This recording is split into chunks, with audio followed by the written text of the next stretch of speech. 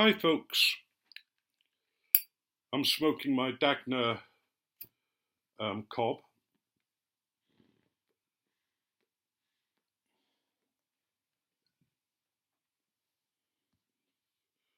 and in it I've got W.O. Larson's special edition, um, 2016. I'm going to make this the last um, thing about my childhood. There's a lot that I could tell you that I haven't, and I probably won't tell you. But to give you an idea of how strong my father was,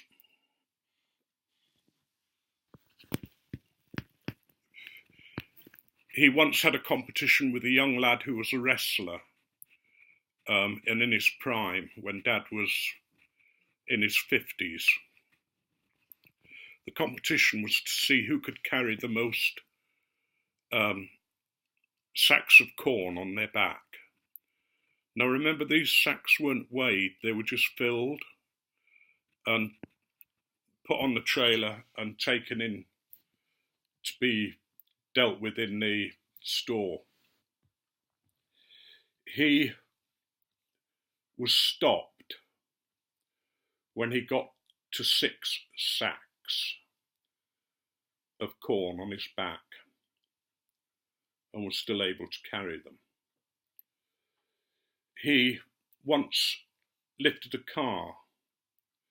It had gone into a ditch, nose first. There were 4 people in the car. And he said to them, "No, don't get out." And he went round to the front of the car, lifted the car up, and put it back on the road. An incredible feat of strength. He once had to have all his teeth out. And he went to the dentist, and the dentist said, "We're going to have to give you, we're going to put you to sleep with gas. You know, we'll put you to sleep, and then we'll take out your teeth." And Dad came round halfway through, and there was a girl on each knee, and 2 dentists holding his arms back, and the dentist between, hauling on his teeth, trying to get them out. And Dad cleared the lot of them. And the dentist, "Look, I'm sorry, your teeth are in like bricks. I'm having trouble getting them out. But we'll put you back to sleep again and give you a proper dose, and I'll continue to take them out." And Dad said, "Don't bother, just pull the buggers out." And he sat there while he had half his teeth out. And he once got run over by a tractor and trailer, a full trailer load of sugar beet. Went over his legs. He worked for the rest of the day. Then drove to the hospital with Mum, sat beside me, wouldn't let her drive. And the doctor at the hospital said, "Good God, man, how did you get here?" And he told the wife drove me. And he said, "Bloody hell, man, you're going to have to take it steady. Your legs are really bad." They weren't broken, but they were a bit mangled. So that gives you an idea of the man's strength and the man's just resistance to pain, I suppose. Both my parents were abusive, both mentally and physically. And my mother was occasionally sexually abusive, but I'm not going to go into that. But they would both be mentally very, very abusive. To give you an idea what my dad was like, he used to give me the belt to beat me. He used to have an army belt. And before he hit me with it, he would fold it in half and crack it so that it made a real noise. And then he would use the buckle end to beat me with. And he would, it just wasn't a gentle slap. This was the full belt swinging down on me. And on a night when he came in from work, he would come into my bedroom, he'd take this army belt off and he'd bang it on the back of my door. So I woke up. Then he'd hang the belt on the door and he'd look at me and he'd point to the belt and he'd point to me. The implication was, if you don't behave yourself, you get this. In the morning at 5 o'clock, he'd come in, rattle the belt, point to it, point to me, and then wrap it around himself. I don't know if you can imagine what that does to somebody.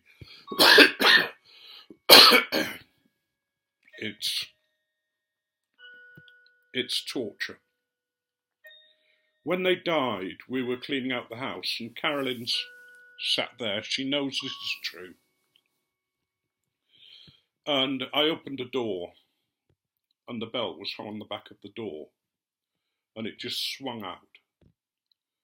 And I nearly collapsed. I just could hardly stand. Everything went. You know, I didn't mess myself or wet myself, but it was a bloody close thing. And it took me ages to get over that belt. In the end, I hung it on the back of our bedroom door so that I could look at it each night until I could look at it without getting worried. So he, you know, that's the kind of thing he would do. He would, as I've said, you know, I slept in the dog kennel when I was little, but as I got older, I got beaten. And it could be for the slightest thing, not eating my tea properly or, you know, that kind of thing. When I was a teenager, I was once watching television, and I was laid on the settee on my side like teenagers do. And I laughed at something on television as he was walking through the room. And he thought I was laughing at him. And before I could sort of explain or do anything, he came over and he hit me once in the side. And he smashed my ribs. And I went to the doctor, and the doctor said, "How the hell did you do this?" You know. And he knew how it had done because he could see the marks of the fist. And he wanted to report Dad, but I begged him not to because I was just so terrified that he would kill me if, you know, the police were involved or social services or anything. He was a hard man, and we once worked together. I was on what they call stack. It was in a paper mill, and you moved 2-ton rolls of paper and put them in machines for the workmen. And one day we'd got up early to go to work, and we had a dog, and the dog was insane. It had a mental problem, although we weren't fully sure, and it ran round in circles. And I said, "That dog's mad." And he said, "That makes 2 of you." And God knows what happened, but I said it instead of thinking it. I said, "No, 3. And I was stood in between a doorway, and he hit me once, and I remember hitting one side of the door jamb, the other side of the door jamb, and that was the last thing I remember. And he just left me on the floor and went to work.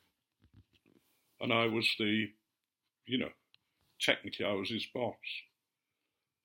But he was just that kind of man.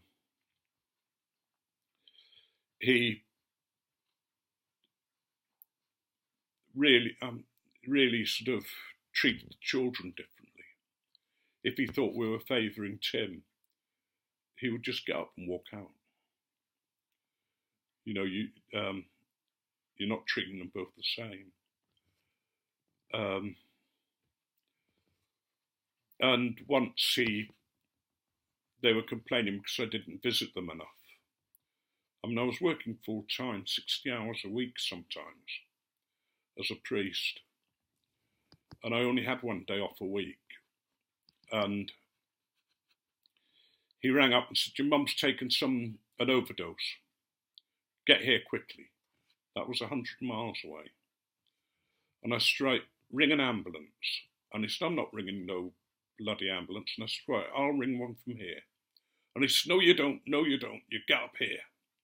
So I knew probably that he was lying. But he insisted, and I went up, and Mum was okay. Well, they weren't okay. They were angry. They were, you know. When my first daughter died, my mum tried to castrate me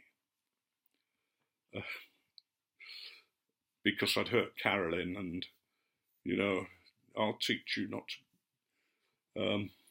It was a close thing, but and I think I said that they were both mentally and physically abusive and sexually. My mother was sexually abusive, but anyway. There's a lot more I could tell you about the things that happened between the family and me, and they held me in terror until they died. You know, can you imagine it? A 40-year-old bloke frightened of his mum and dad. I still think I should have been a man and done something about it, but I wouldn't have been able to stand up to him. You know, he was a big, strong man. But anyway, that's enough of my childhood and things that happened. As I've said, there's a lot more I could tell you, but I'm not going to. What I will do next is talk about my work as a priest and some of the things that I came across, because somebody asked me to tell you some of the things that I talked to them about when I was an exorcist. So I'm going to do that, and I'm going to close now. Despite such a terrible video for you to listen to, may you have a good weekend. I shall. May you be richly blessed. May God's blessings pour down upon you. Whatever God you believe in, may He never let you go. And may you live your life as if every day was the last. There was a Native American saying, I was told, or at least I was told it was a Native American saying. I don't know whether it was, but it said, when you were born, the world rejoiced and you cried. Live your life so that when you die, you can rejoice and the world cry.